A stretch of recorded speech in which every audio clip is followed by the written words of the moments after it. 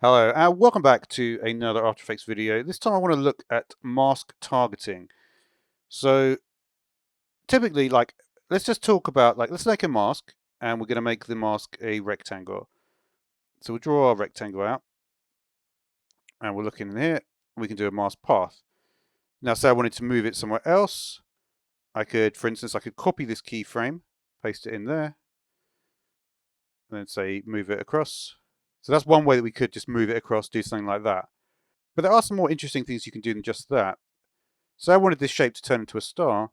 If I said, well, I'm at this spot here, I'm going to want it to be a star, you'll notice it immediately creates a second mask, which is not what you want to happen. That's where you use the mask targeting feature. Because what I can do is I can target the mask 1.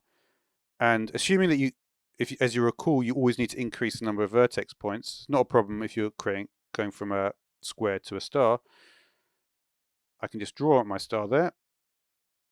And now it creates it on the same mask. So you can see I've created an animation that's just going like that.